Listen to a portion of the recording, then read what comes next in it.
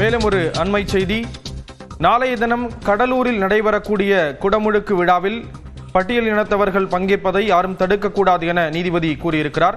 விவரங்களை செய்தியாளர் மதன் வழங்க கேட்கலாம். மதன், விவரங்களை பகிர்ந்துக்கலாம்.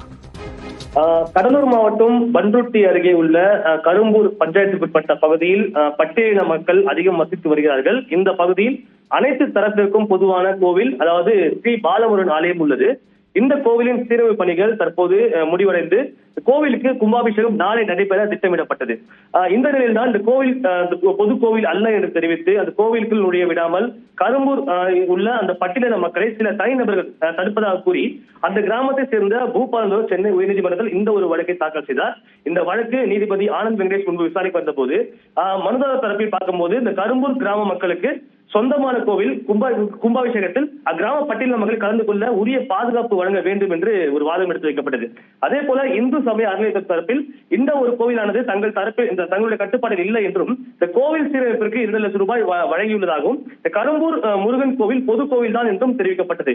இந்த வாதங்களை கேட்ட நீதிபதி எந்த சமூகத்தை சேர்ந்தவராக இருந்தாலும் அனைவருக்கும் கோவிலுக்குள் அனுமதி இருக்க வேண்டும், மேலும் அனைவரும் கடவுளுடன் தங்களுடைய பிரார்த்தனை வைக்க அனுமதிக்கப்பட வேண்டும் என்று தெரிவித்து நாளை நடைபெற உள்ள அந்த கும்பாபிஷேகத்தில் அனைத்து தரப்பினர் பங்கேற்க வேண்டும் என்றும் இதற்கு யாரேனும் இடையூறு செய்தால் காவல்துறை அவர் மீது சட்டப்படி நடவடிக்கை எடுக்க வேண்டும் என்று உத்தரவிட்டு நாளை நடைபெற உள்ள கும்பாபிஷேகத்துக்கு உரிய பாதுகாப்பு வழங்க வேண்டும் என்றும் தற்போது காவல்துறைக்கு உத்தரவு பிறப்பித்துள்ளார்கள்.